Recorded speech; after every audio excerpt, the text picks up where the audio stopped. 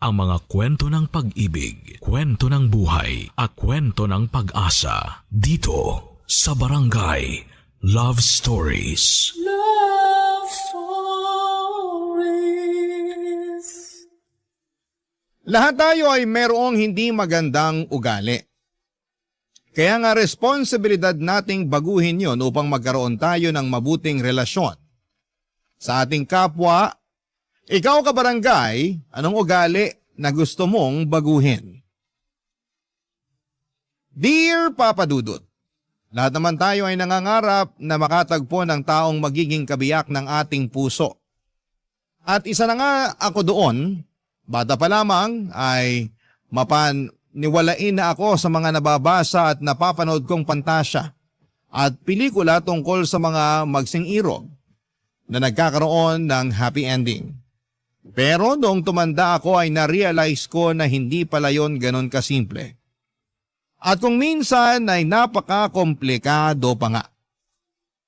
Bago ko ipagpatuloy ang pagkukwento at pagbabahagi ng istoryang pinadala ko sa Barangay Love Stories, ay pabati muna ng isang mapagpalang araw sa inyong lahat. Tawagin niyo na lamang po ko sa pangalang Zayel, 33 years old. Nagtatrabaho sa isang private company sa Cainta, Rizal. Pero sa kasalukuyan ay nakatira ako sa Cubao. Pero noong araw ay nasa Binangonan ako dahil may inuupahan ako doong studio type apartment na nasa isang compound kasama ng pamilya ng ate ko.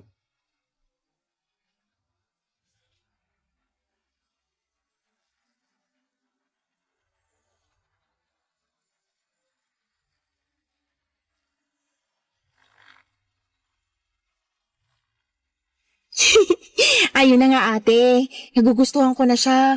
Kaya lang mas bata siya sa akin eh. Ilang taon? 2 taon. Kung 32 na ako, ibig sabihin 30 years old na siya. Tingin mo swa kami? Oo naman. Saka di naman nagkakalayo mga edad nyo, pareho na kayong nasa 30. Wala lang, naisip ko lang na baka pangit tingnan. Anong pangit tingnan? Ngayon ka lang ba nakakita ng mas matanda ang babae sa relasyon? Hindi naman. Oh, hindi naman pala eh. Nag-overthink lang. Kilala mo naman ako, 'di ba? Oo, overthinker na praning. Grabe, double kill naman yun. Nagsasabi lang ako ng totoo. Pero ayun nga, wala namang masama sa mga edad nyo. Lalo na kung pareho yung nararamdaman nyo sa isa't isa. Saka matagal ka ng single. Panahon na para hayaan mo naman yung sarili mo na ma-in love. Pero ayoko pa rin umasa na pareho nga kami ng nararamdaman ni Kylo sa isa't isa. Ha? Akala ko ba? Baka maling akala lang pala. Alam mo, kesa mag-isip ka't manghula kung ano talaga yung nararamdaman niya para sa'yo, bakit di mo na lang siya tanungin? Ayoko nga. At bakit? Inahihiya ako eh. Kababae kong tao baka isipin nun desperada ako. Gaga, ano ba yung pinagsasasabi mo? Basta. Matatanda na kayo para maghulaan ng isip o magpakiramdaman. May mga bibig naman kayo para gamitin sa pagsasalita. Saka na, kapag nakapag-ipon na ako ng lakas ng loob na tanungin siya. Bigyan mo ng deadline yung pag-iipon mo ng sama ng loob. Lakas ng loob, ate. Ay, sorry, mali. Lakas ng loob pala. Sinadya mo yun eh. Para ka kasing ewan. Akala mo yata teenager ka pa rin, no? Kung umasta ka, parang unang beses ka palang na in love. Bakit? May tao bang eksperto pagdating sa bagay na yun? Wala pa naman siguro. Kaya nga dapat mas maintindihan mo yung pinanggagalingan ko. Naiintindihan ko naman. Pero di lang ako masyadong makarelate kasi ako nga nanligaw sa asawa ko noon. Ayaw nga pala. Ibang klase ka rin eh. Sana may ganyan din akong lakas ng loob. Desperada na kasi ko noon kaya naisipan kong sumugal na. Buti na lang talaga tama yung desisyon ko. Pero sakali mang hindi kami pareho ng nararamdaman sa isa't isa ng asawa ko, ayos lang. Tatanggapin ko pa rin kahit na masakit kasi alam ko sa sarili ko na makaka-move on naman ako. Kailangan ko lang damhin yung sakit tapos tuloy ang buhay. Pero buti na lang sumugal ka at nanalo ka. Oo, tingin ko ganti na yun ang langit sa akin pagkatapos sa mga pangit kong karanasan sa pag-ibig. At masaya naman ako kasi nakukuha ko sa asawa ko yung pagmamahal at pag-aalaga na deserve ko. Oh, touch naman ako. Mapapasana all na lang talaga ako. Sana all talaga kasi yun din ang hiling ko para sa'yo. Di lang pala ako, kundi pati na rin yung sa isa nating kapatid. Sana makatagpo ka ng lalaking mamahalin ka, aalagaan, at ituturing na pinakamahalagang tao sa buhay niya kasi deserve mo rin yun. Thanks, ate. Tama ka. At sana this time si Kylo na yung lalaking yun. Basta balitaan mo lang ako kung may progress na yung pagliligawan nyo. Tapos pakilala mo agad sa akin para makilatis ko. Grabe naman sa makakilatis. Aba, oo. Baka nakakalimutan mong ate mo ko. At responsibilidad ko bilang ate na kilalanin yung lalaki na posible mong maging boyfriend. Tandaan mo yan. Oo naman. Tatandaan kong mabuti yan. Papadudot close talaga kami ng ate ko simula pagkabata. Bale, 3 kaming magkakapatid at ako ang bunso. Ang kuya ko ay nasa ibang bansa kasama ang asawa at mga anak niya. At dahil ako na lamang ang walang sariling pamilya sa amin ay sinabi ni ate na mangupahan ako sa kalapit nilang apartment para sama-sama pa rin kami sa isang compound. Malapit din ako sa mga pamangkin ko at kapag wala akong trabaho ay madalas nakatambay ako sa inuupahan nila. Siyempre, nakwento ko rin sa kanya ang tungkol sa katrabaho kong si Kylo na nagugustuhan ko at masaya ko dahil suportado ni ate ang hindi pa naman confirm na love life ko. Kung ilalarawan ko si Kylo ay masasabi kong may itsura naman siya. Matangkad, moreno, gwapo at malakas ang appeal. Mabait din siyang kausap at may pagka-gentleman. Dahil nga sa tingin ko ay mutual naman kami ng nararamdaman sa isa't isa ay hinayaan ko si Kylo na mapalapit sa akin. Hindi nagtagal, nagkaaminan kami ng feelings at niligawan niya ako na umabot ng 2 buwan, papadudot.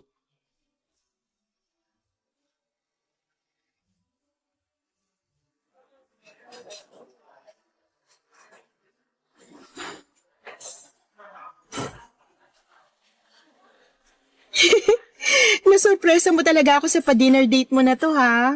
Mabuti naman kung ganon. Gustong gusto ko kasi talaga na sinosorpresa ka eh. Hindi ka naman nagminti simula nung niligawan mo ko hanggang ngayon. Thank you. Kasi ramdam ko na mahalaga at saka espesyal ako sa'yo. Yun talaga ang goal ko. Yung maparamdam sa'yo na mahalaga ka. Na espesyal ka. Maraming salamat sa pagbigay mo sa akin ng chance na ligawan ka. 2 months mo na rin ako nililigawan. Curious lang ako. Hindi ka ba nagsasawa o napapagod? Bakit naman ako magsasawa? Basta may kinalaman sa'yo, di ako mapapagod. Hindi naman sa nilalahat ko pero karamihan kasi sa mga lalaki nadi-discourage na sa panliligaw kapag inabot na ng 2 buwan tapos tingin nila wala pa rin silang syansa na sasagutin ng nililigawan nila. Siguro hindi lang nila ganun kagusto yung nililigawan nila. Naniniwala kasi ako na kapag gusto talaga ng lalaki yung babae, hindi siya susuko hanggang maging sila. Gets ko naman kung bakit karamihan sa mga lalaki sumusuko sa panliligaw. Siyempre, kung alam mo na wala ka ng chance dun sa babae, unfair naman din sa'yo kung itutuloy mo pa yung panliligaw mo. May punto ka. Ang sakit nun Masakit talaga, pero mas masakit kung patatagalin mo pa. Kaya dapat sinasabi din ng babae kung may chance ba yung lalaki na magustuhan niya para hindi niya na masayang yung oras ng tao. Baka kasi di talaga sila para sa isa't isa at merong ibang babae na nakalaan para dun sa naliligaw sa kanya. Yun bang babae na kayang ibalik yung pagmamahal na binibigay niya? Napaisip tuloy ako kung may pag-asa ba talaga ako sa'yo o wala. Ikaw kasi, pinunto mo pa na 2 buwan na kitang nililigawan pero nandito pa rin tayo sa stage na to. Yun nga yung gusto ko rin sana pag-usapan natin ngayon. Teka, sandali. Bakit bigla ka atang sumeryoso dyan? Kalmahan mo lang. Sa totoo lang, kalmado naman ako kanina eh. Ngayon, pinagpapawisan na tuloy yung kilikili ko sa kaba. Kaya nga kalmahan mo lang kasi mag-uusap lang naman tayo. Kung sasabihin mo na tumigil na ako sa panliligaw sa'yo kasi wala akong pag-asa, problema yan. Bakit naman? Hindi pa kasi ako handa na marinig yan eh. Yun talaga yung dahilan kung bakit ako sobrang kinakabahan. Uy, wag ka namang ganyan. Nabigla ako. Hindi ko lang napaghandaan na dito mauuwi yung date natin ngayon. Sorry, pero I think dapat mo na rin kasing malaman yung feelings ko. Okay. Pero bago mo sabihin lahat ng mga gusto mong sabihin, pwede bang ako muna magsalita? Pwede naman. Kung talagang hindi tayo para sa isa't isa, gusto ko lang malaman mo na naging mahalagang parte ka ng buhay ko. At kahit kailan, hindi ko pagsisisihan na niligawan kita.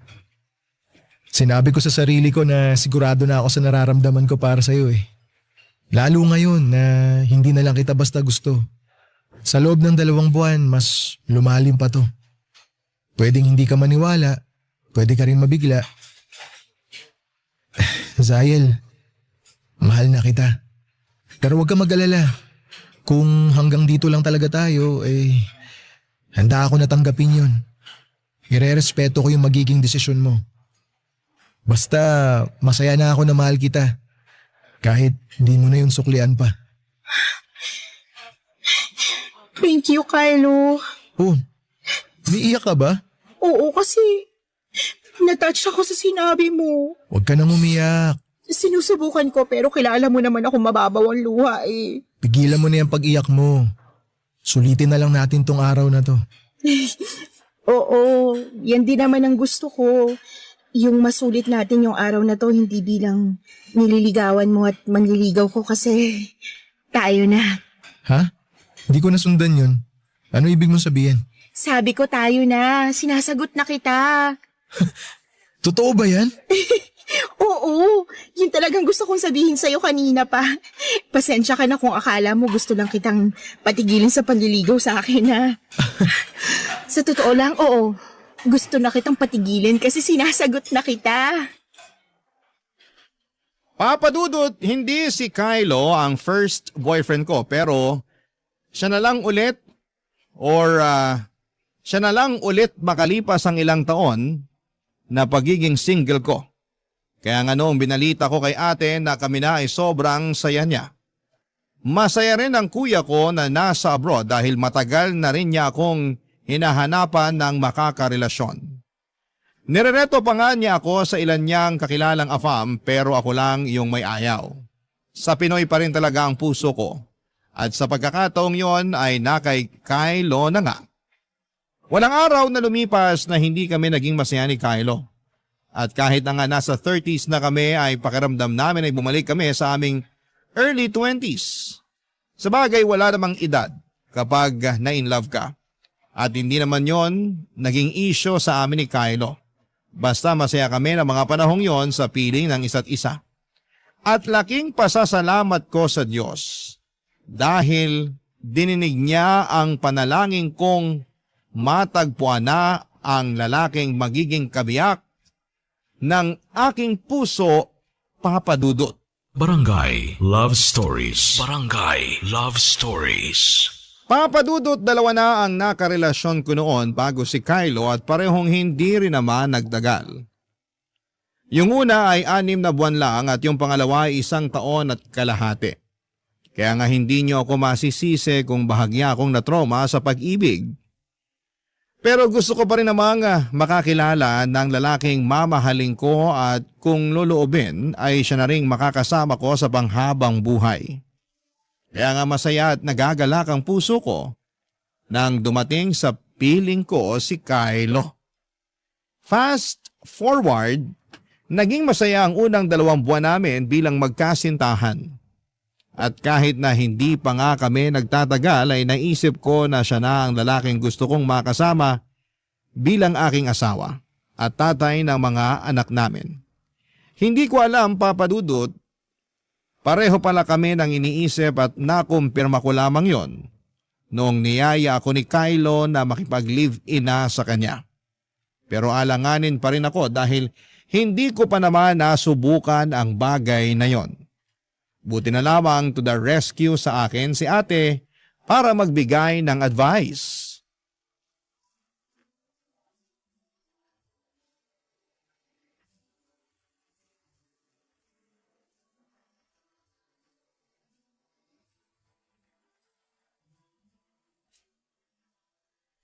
So niyaya ka na niyang makipag-live-in? Oo, Anong sagot mo? Pumayag ka ba? hindi pa eh. Ngik, bakit hindi pa? Dapat ba mayag agad ako? Oo, chance mo na yan para makasama siya sa iisang bubong. Okay lang ba yun? Paano okay lang ba yung pinagsasasabi mo dyan? Na tumira sa iisang bubong kahit hindi kasal. Well, hindi siya okay kung masyado kang relihiyoso. Like, sagrado ang tingin mo sa kasal. Pero sa panahon natin ngayon, usong-uso na yung pakikipag-live-in. Kaya tingin ko, wala namang masama dun. Sa kakagandahan niyan, mas makikilala mo ng husto yung ugali ng isang tao nang hindi mo kailangang matali sa kanya kasi kasal na kayo. Sa bagay.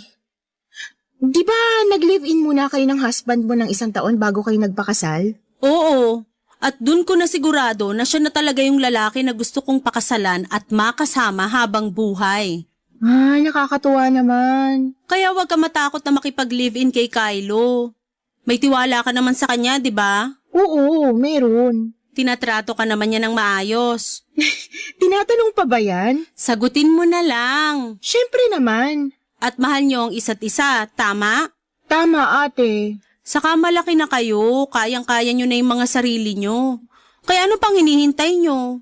Magsama na kayo. Kaso iniisip ko pa lang yung paglipat ko sa apartment niya sa Cubao, napapagod na ako eh.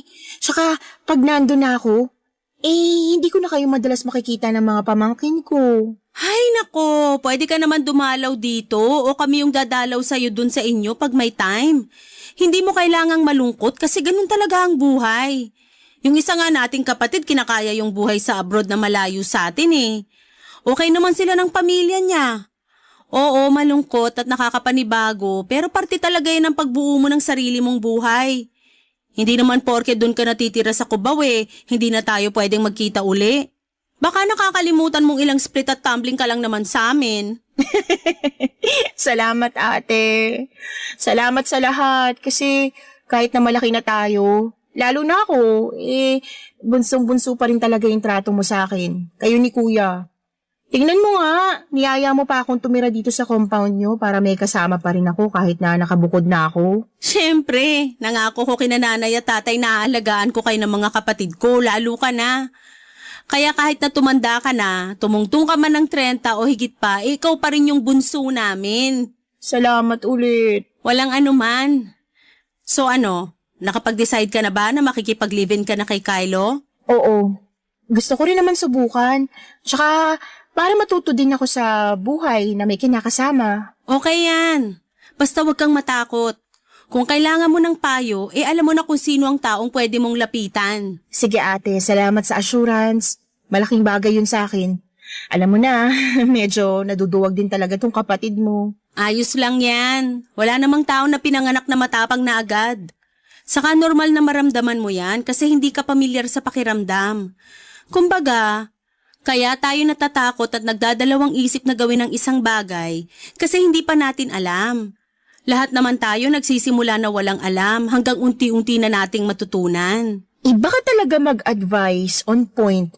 Dati ka bang advisor sa past life mo? Hindi. Pero marami na akong karanasan na pwede kong i-share sa'yo kaya nakakapagpayo na ako. Pero syempre, karamihan sa mga karanasang yun, hindi ko natutunan sa madaling paraan. Papadudot malaki ang naitulong ng mga payo ni ate upang maging bukas ang isipan ko tungkol sa pakikipag-live-in. Aminado ako na may pagkasinaunang tawa ko pagdating sa bagay na yon pero dahil wala namang masama, ay lumakas ang loob ko na tanggapin ang alok ni Kylo na magsama na kami sa iisang bubong. May punto rin naman ang ate ko na kung gusto kong makilala ng husto ang boyfriend ko, ay tama na manirahan kami ng magkasama. Hindi nagtagal ay umalis ako sa apartment na inuupahan ko para makisama kay Kylo sa nirerentahan niya sa Cubao. At kahit na malayo yon sa pinapasukan naming opisina na nasa Cainta, ay wala namang kaso dahil may motorsiklo naman ang boyfriend ko na ginagamit namin papasok sa trabaho at pauwi na rin. Siguro kung may ikinalungkot lamang ako sa paglipat kong yon sa inuupahan ni Kylo ay walang iba kundi ang napalayo ako kay ate at sa mga pamangkin ko. Pero paminsan-minsan ay bumibisita pa rin ako sa kanila sa Binangonan, Rizal. Mabilis na lumipas ang 2 buwan at sa pagpapatuloy ng pagsasama namin ni Kylo, ay may ilang bagay akong natuklasan sa kanya, Papa Dudut.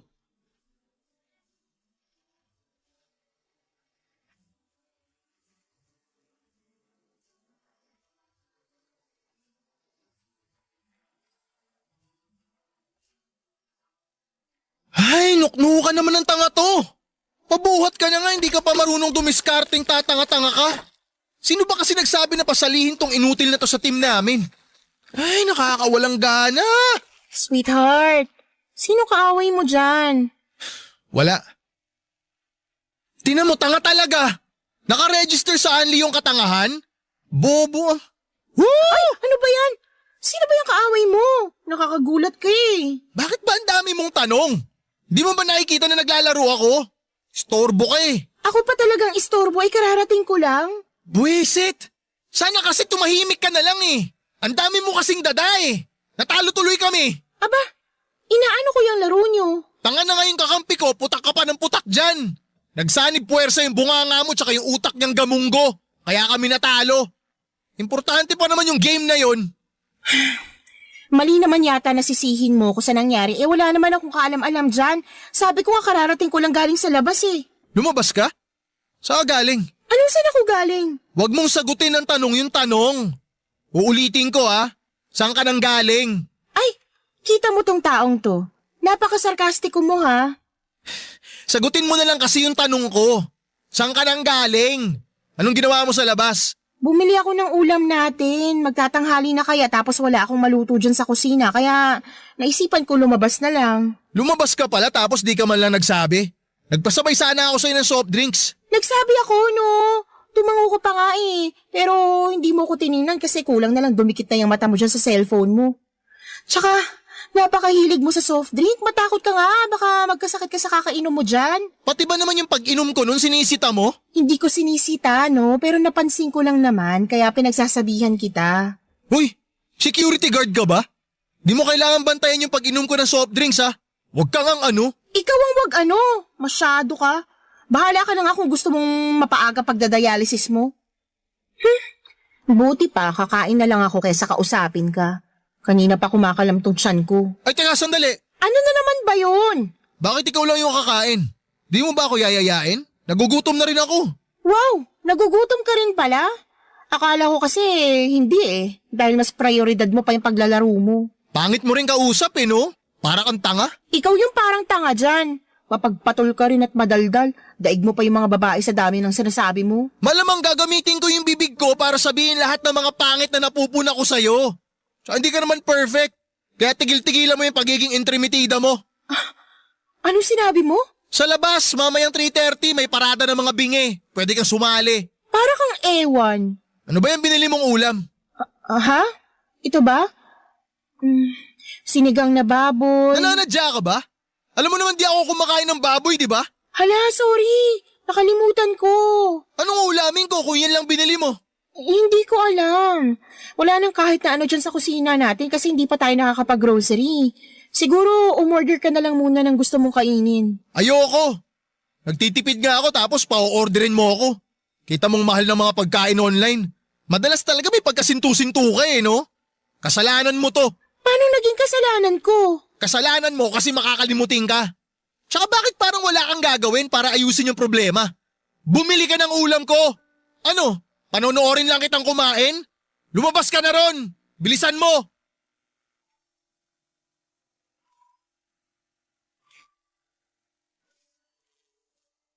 Papa Dudut, totoo nga na mas makikilala mo ang isang tao pag nakasama mo na ito sa iisang bubong.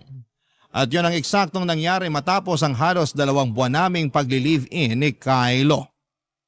Ang totoo ay napansin ko ang mga bagay na yon sa kanya noong unang buwan pa lamang pero hindi ko itinuring na malaking issue. Pero na-realize ko na napakasumpungin niya at daig pa ang babae sa dami ng mga sinasabi. Bukod doon ay napakakalat pa niya sa bahay. Akala ko ay normal lang sa isang lalaki na walang masyadong alam sa mga gawaing bahay pero napansin kong sumusobra na si Kylo at mas umiiraw sa kanya ang katamaran. Feeling niya siguro ay nakakuha siya ng instant kasambahay noong nag-live-in na kami. Kaya nga hindi na ako nakapagpigil ng damdamin. Nang mga panahon yon, lalo at gutom ako at may dinaramdam din. Hindi ko rin nagustuhan ang mga sinabi sa akin ng boyfriend ko at masyado naman siyang insensitive. Naanimoy hindi ako nasaktan sa mga sinabi niya. Hindi naman sa pagiging balat sibuyas, Papa Dudut, pero naggalit talaga ako sa kanya at nagtampo ng husto. At hindi ko siya inimik buong maghapon hanggang kinabukasan. Barangay Love Stories. Barangay Love Stories. Papa Dudut, nagkabati rin naman po kami ni Kylo at walang nagsorry sa amin. Basta na lamang kaming nag-uusap at kinalimutan na lamang namin ang pinag-awayan naming dalawa. Narealize ko rin naman na ayoko nang palakihin ang issue pero aminado akong may tampo pa rin sa kinakasama ko. Kasi mukhang wala siyang pakialam sa feelings ko. Bukod kasi sa mga bagay na napansin ko sa kanya sa 2 buwan naming pagsasama, ay marami pa akong nadiskubre sa ugali niya. Pero ang malaking issue talaga doon ay ang pagiging sumpungin ni Kylo, Papa Dudut. Kahalintulad yon ng mga babae kapag tinutoyo o tinutopak, mas malalalang pala kapag sa mga kalalakihan nangyayari dahil sobra sila kung magtampo. Kapag nag-aaway kami ni Kylo ay ako ang pirming sumusuyo sa kanya. Bagay na kinapaguran ko ng gawin habang tumatagal. Pero dahil desidido ako, Papa Dudut, na maging okay kami ay ginawa ko ang lahat ng pag-a-adjust na pwede kong gawin sa aming relasyon. At pilit kong ibinalik ang tamis ng aming pag-ibig. Isa na nga doon ay noong niyaya ko siyang mag-dinner date katulad noong mga panahong nililigawan pa lamang niya ako. Nagpunta kami sa isang kabubukas pa lamang na food park na pareho naming nakita online at pinapangarap na puntahan.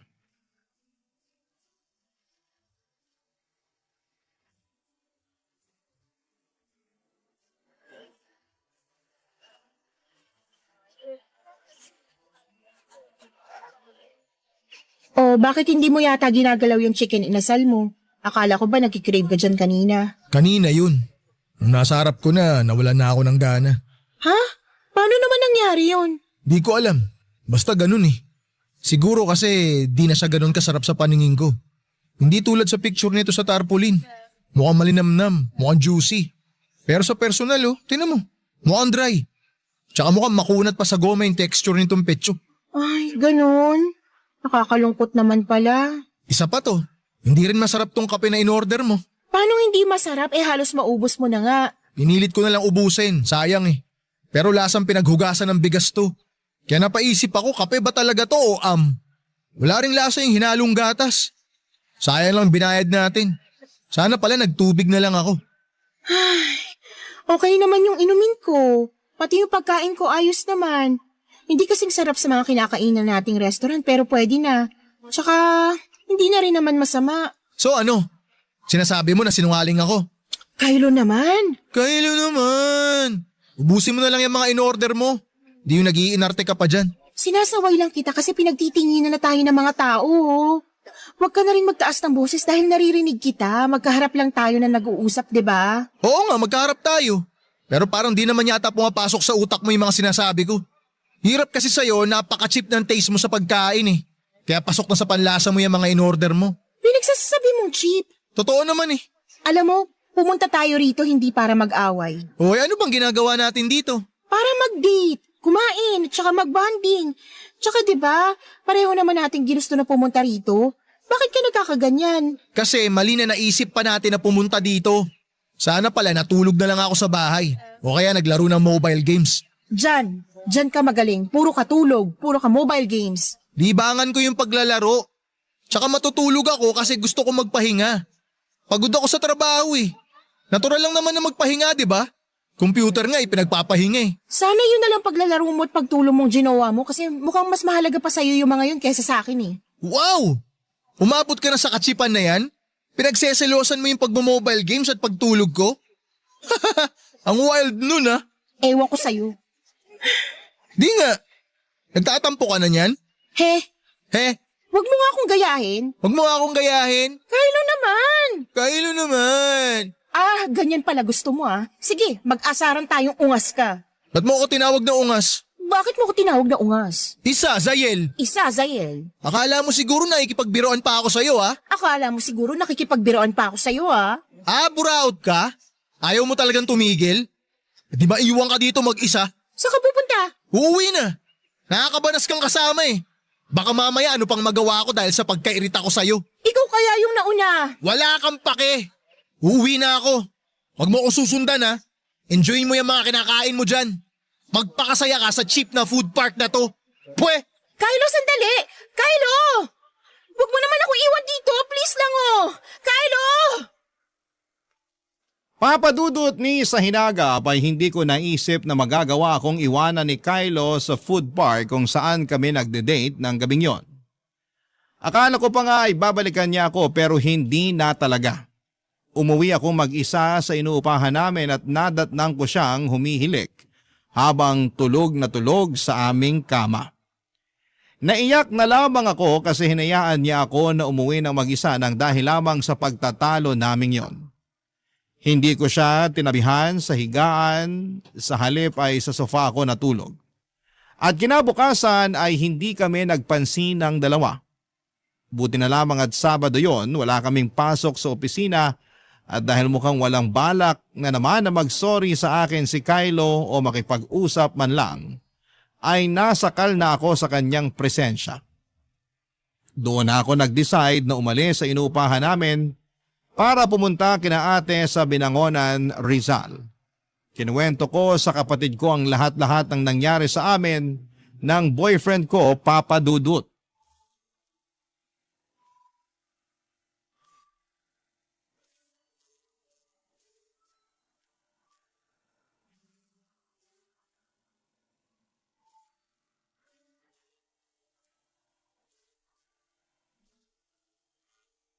Talaga? Iniwan ka niya at hindi binalikan? Oo. Grabe kaya yung pakiramdam ko noon. Gusto kong umiyak pero pinipigilan ko lang. Naisip ko, kasalanan ko rin naman kasi baka napikon siya sa pang-aasar ko sa kanya. Sabi mo naman siya yung nauna, di ba? Oo. Bigla ka na lang niyang ginaya ka mo no nagsasalita ka. Tama. Tapos naisip kong asaran din siya kaso biglang napikon. Para siyang tanga. Ate naman. Totoo naman eh. Saka ikaw din. Slightly para kang tanga kasi patulan ba naman yung jowang sumpungin? Ayan tuloy. Ay. Pero maling-mali pa rin na iniwang ka niya. Kasi paano na lang kung napahama ka? Paano kung may nakasalubong kang snatcher, murderer, saka rapist? Paano kung nakidnap ka? Naku! Ay, kalmahan mo lang. Ligtas naman ako nakauwi sa inuupahan namin eh. Buti na lang. Kasi kung hindi, tutuhugin ko talaga sa kawayan niyang Kylo na yan at iihawin ng buhay. Grabe! Nakakagigil yung ginawa niya sa'yo. Akala ko pa naman mature na yung lalaking yan pero mukhang nagkamali ako. Okay naman siya pero may times lang talaga na ganun yung ugali niya eh. Alin? Yung sarcastic, sumpungin, toyoin, topakin? Oo, tapos mapang-asar pero pag binalik sa kanya yung ginagawa niya eh mabilis mapikon. May sayad na talaga. Ano siya? Man-child? Daig niya pa mga anak ko ah. Tapos akala mo kung sinong babaeng nireregla kung tupakin? Nakakayamot. Yun nga yata yung tamang tawag doon, man-child. Malas mo naman kung ganun. Akala ko kasi nakahanap ka na ng mature na lalaki. Yun pala hindi. Hindi nga yata magandang idea na makipagrelasyon sa mga mas bata sa'yo, lalo na sa mga lalaki. Ano naman kinalaman ng edad na yun sa kung paano siya umasta? Naisip ko lang naman. Hindi yun totoo. Kasi hindi na rin naman bata yang si Kylo. 30 na siya, di ba? Oo. Kita mo na, nasa pag-uugali niya talaga ang problema kasi kahit na madagdagan pa yung edad niya, kung immature talaga siya, eh hindi na yun magbabago. Marami dyan na mas bata pa sa kanya pero mature na mag-isip at kumilos. Ewan ko na lang kung ano nangyari dyan sa boyfriend mo. Tulog yata nung nagsabog ang langit ng pagiging mature.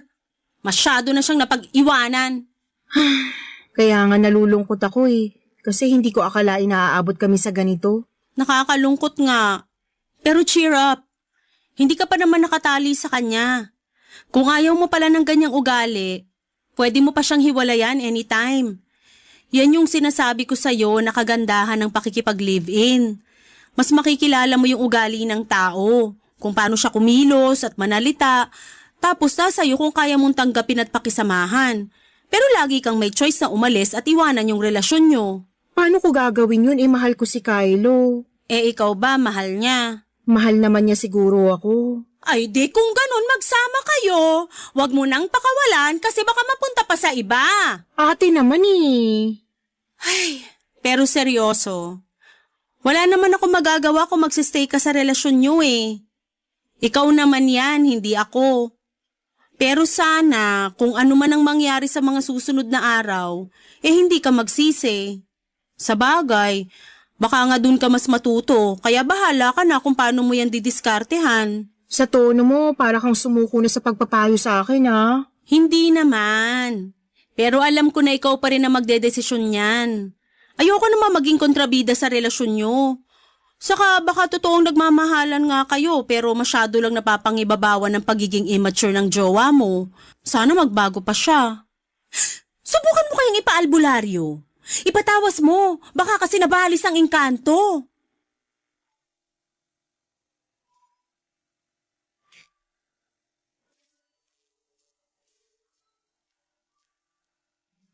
Papadudot na pailing na lamang ako sa suggestion ni ate kahit na alam kong nagbibiro lamang siya at nang aasar. Pero may punto naman siya sa sinabi niyang desisyon ko pa rin ang masusunod.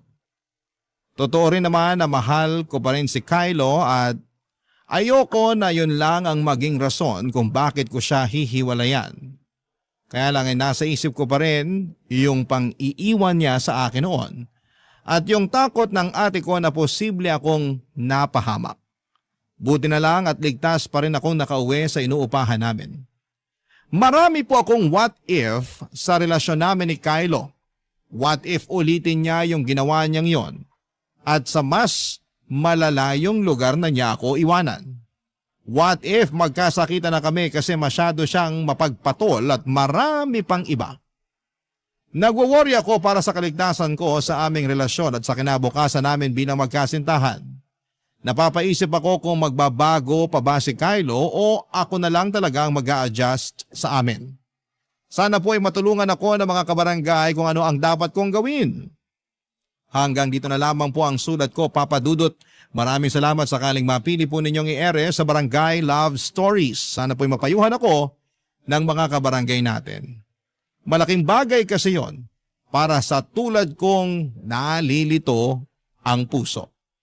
God bless and more power sa inyong istasyon.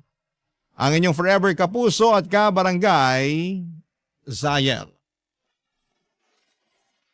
Nalilito pa rin sa live ang ating kabarangay. Ano kaya ang maipapayo mo sa kanya?